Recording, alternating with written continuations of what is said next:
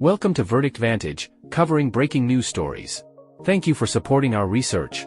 We would like to extend a trigger warning before we continue. Please be advised. This video contains discussions about true crime, which may include topics such as violence, assault, and other distressing incidents. Viewer discretion is advised.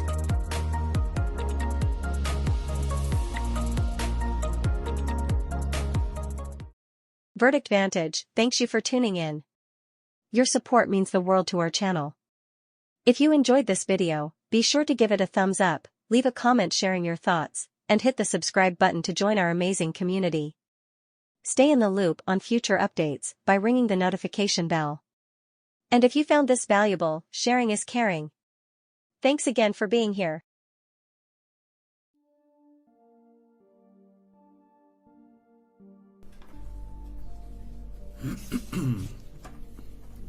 Yeah.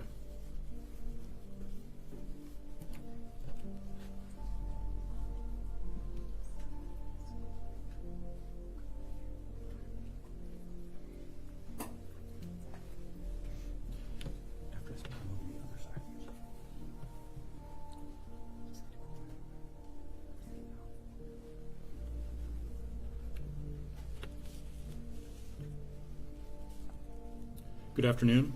The prosecutor will update everyone on the additional charges that have been filed in this case. First, I want to remind everyone that criminal charges are merely accusations and the defendants are presumed innocent until and unless proven guilty. Her remarks today are based on the information placed on the record during the swear-to and arraignment before the court earlier this morning. Oakland County Prosecutor Karen McDonald. Good afternoon. I would like to introduce members of my staff. To my left is Sarah Green. She's the chief of the Special Victims Unit. Assistant Prosecutor Lauren Benninger. She is also in the Special Victims Unit. Kelly Collins is our chief of juvenile. Betsy Haig is our chief of administration and oversees the juvenile division. Mark Keese is our chief of circuit. And this is, do you want to introduce yourself? Sure. Chief Brent Lemarice, Madison Heights Police Department. Thank you. Okay. Thank you. The victim in this case is Giovanni Jennings, known by his family as Chulo. Chulo was 6 years old, and he died from blunt force trauma to his abdomen and a perforated bowel after a lengthy period of confinement and abuse. The Wayne County Medical Examiner determined that the manner of death was homicide. Last week, my office filed charges against his mother, Elaina Jennings, and her boyfriend, Daniel Giacchina, for lying to the police, and additional charges against defendant Giacchina for improperly possessing weapons and ammunition because he was already a convicted felon. But it was clear from the evidence that we saw that there was a pattern of abuse that led to Chulo's death. My office, in conjunction with the Madison Heights Police Department, has spent the last week performing an intensive review of every piece of available evidence, including cell phone evidence, photos, and evidence that was seized in search warrants. Combined, we have spent over 100 hours reviewing extremely disturbing videos and photos, as well as text messages and Facebook chats describing the horrific things that happened to this 6-year-old boy. Everyone standing up here, including myself, were a part of those 100 hours of review. His siblings were present for and witnessed much of that abuse, and a complete review of the digital evidence continues. Chulo's 4-year-old brother was interviewed at Care House. For those of you who don't know, Care House is a child advocacy center in Oakland County. My office has an experienced prosecutor dedicated to Care House and who attends forensic interviews there, and that's Lauren Benninger. I cannot express the importance of Care House and how fortunate we are in this county to have this highly qualified professional organization who interview and provide therapy for child victims. I also want to thank the Oakland County Sheriff's Department who assisted in this investigation. As we carefully sifted through the evidence, what we found can only be described as horrific. The allegations are that Chulo was confined to a pen in the defendant's bedroom. He was beaten, he was bound to the wall by using a staple gun to his clothes to the wall, which forced his face into a corner. He was badly injured, but he was not taken for medical treatment because his mother knew that a medical examination would reveal the abuse. and that information is all an allegation that was already in the public forum on the record in the swear-to. Based on that additional evidence, today, my office amended the charges against the defendants to include murder and child abuse in the first degree. On July 30th, 2024, at 2:34 p.m., Elaina Jennings called 911 to her home and indicated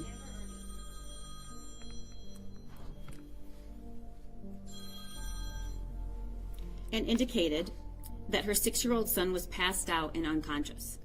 Chulo was rushed by ambulance to Ascension Macomb Oakland Hospital, transferred to the Detroit Medical Center, and ultimately succumbed to his injuries around midnight on July 31st. The allegations are that Jennings falsely told police that she left Chulo with his biological father when she went to work that morning, and that Chulo was uninjured prior to being with his father.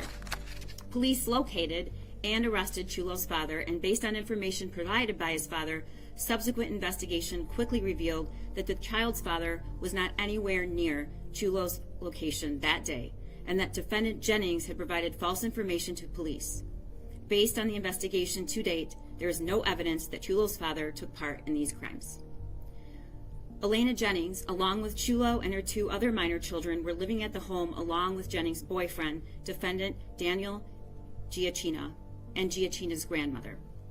Further investigation revealed that Giacchina and Jennings conspired to falsely tell police that it was Chulo's biological father who was last with Chulo. In fact, when Jennings left the home on the morning of July 30th, Chulo was left in the care of Giacchina. Giacchina typically watched Chulo when Jennings was at work, along with Chulo's 2 younger siblings and another unrelated 5-year-old.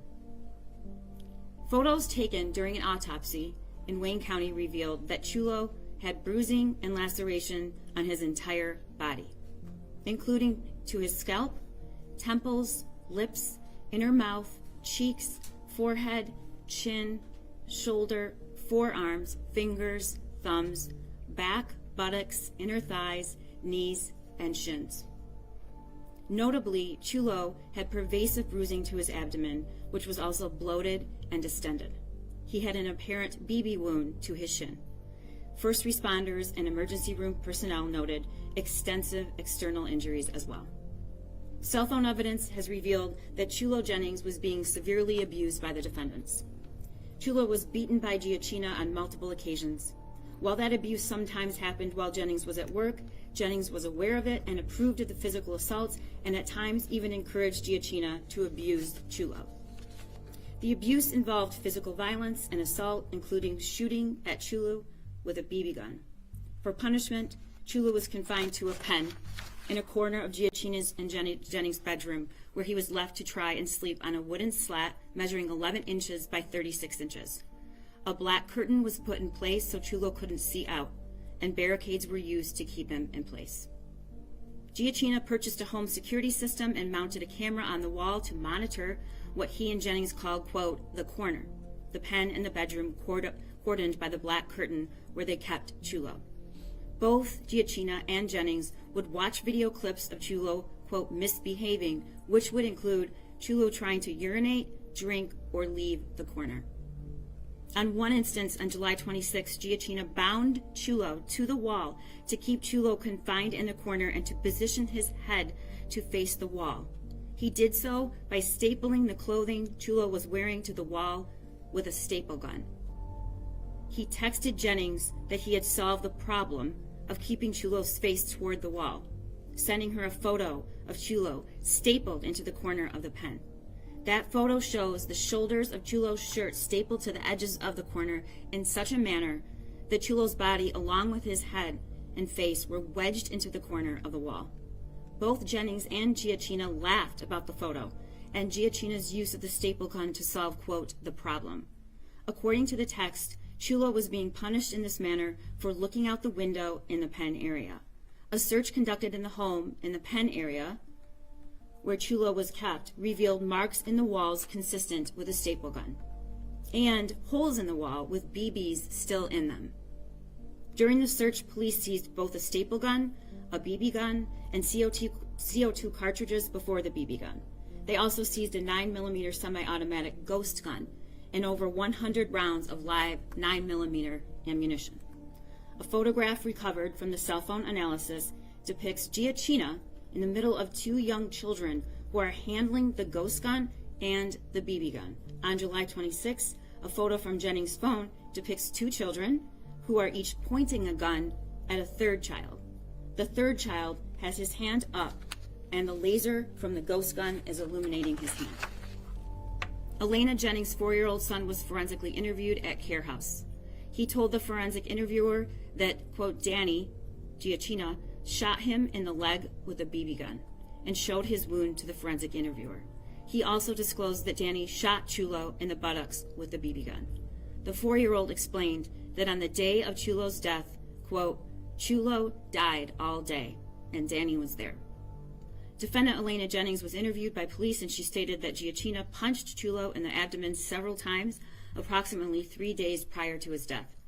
She told police that as a result of those punches, Chulo began vomiting. His condition began to worsen until July 30th, when she found him unresponsive in the company of Giacchina. Jennings admitted that she knew Chulo desperately needed medical attention, but she did not take him to the hospital because she knew that a medical examination would reveal the abuse he was suffering. The investigation also revealed that Jennings and Giacchina were present and living in the family home the entire time that the known abuse was sustained by Chulo.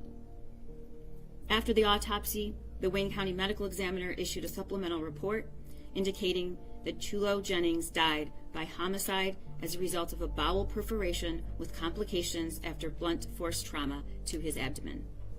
All children have a right to grow up in a home free of fear. This child and his siblings suffered unimaginable abuse and lived in fear every day. My office and the Madison Heights Police Department are committed to using every resource available to us to get justice for Chulo and hold the people responsible for his death accountable, and to seek punishment that reflects the horror of his death. And I want to thank the Madison Heights Police Department for their commitment and conviction in carrying out a very complicated investigation. And I'd like to turn it over to the chief now. Thank you, Karen. So, good afternoon, members of the press. For those who don't know me, my name is Brent Lemerise, and again, I'm the police chief for the city of Madison Heights. I'm not to be too redundant, but I'm going to speak a little bit on some of the things that Karen already said, but I'm going to be very short. So as you know, the Madison Heights Police Department and the Madison Heights Fire Department responded to the residence of the 6-year-old victim, Chulo Giovanni Jennings, on July 30th, 2024. This was the first time we encountered Giovanni and learned about his failing condition. The first responders took life-saving measures, but unfortunately Giovanni eventually succumbed to his injuries. Officers moved quickly to obtain probable cause, and they made 3 arrests on the date of the incident. One individual, as Karen had stated previously, was released when it was determined he had an alibi, and he was turned over to another agency on separate violations. The other 2 individuals, as you now know, are Elaina Jennings and Daniel Giacchina, and they were charged with lying to the police. And Daniel Giacchina had a pre-existing warrant for weapons-related offenses out of Madison Heights. Since their arraignment on those charges, the Madison Heights investigative team, in coordination with the Oakland County Prosecutor's Office and their investigators, have been working around the clock to uncover fresh evidence that has led to new charges introduced today by Karen McDonald. I would like to give a special thank you to all of them for their hard work. With that said, I want to remain focused on Giovanni and the tragic situation he had to endure. We will continue to work with the prosecutor's office to build this case and provide that justice for Giovanni. Thank you. We can take a few questions with the understanding that we're very limited in what we can say. Prosecutor, had anyone reported any of this abuse to CPS? And can you, as a parent, speak to the extreme nature of this abuse and how horrifying it is? I can't comment on whether it was reported to CPS. I know that we are all mandated reporters and immediately contact CPS because that's our job. I'm a former family court judge and presiding over an abuse and neglect docket. I've been a prosecutor for years and the elected prosecutor for 4. and I think everyone standing up here has decades and decades of experience in prosecuting, particularly in the Special Victims Unit. But this was one of the worst cases we've seen. Will Jones, Local 4, how do you prevent something like this from happening? Is there anything that can be done? There's a lot that can be done. And without going into the circumstances of this case, we need to know and keep track of our children. We need to know and keep track of our children who are enrolled in public schools, and when they are taken out, inquire about what happened to them. And then the people around kids, whether you're a neighbor, a teacher, a coach, just somebody in the grocery store line, if you see something that concerns you, you should absolutely report it to the Child Protective Services or the police. And in terms of the weapons offenses, your guns should be secured, stored, and locked, and not available, or children have access to them at all. It's hard for a lot of people to imagine abuse on this scale. Can you talk about your reaction as a parent when you first looked at this case? We have so many tools available to us now in the digital forensic analysis, particularly with cell phones. And so, unfortunately or fortunately, crimes like these oftentimes are depicted, photographed, spoken about in a way that is horrifying. So I think it doesn't matter how long you do this job. I don't think any of us ever stop being extremely moved and horrified at what we see. But it also, I know I can speak for the people on my team, makes us more passionate and work harder to protect vulnerable people. Anything else? Just indicate that both defendants were arraigned this morning in front of Magistrate Michael Mitchell. Bond was denied, and they're both at the Oakland County Jail. Thank you. Thank you.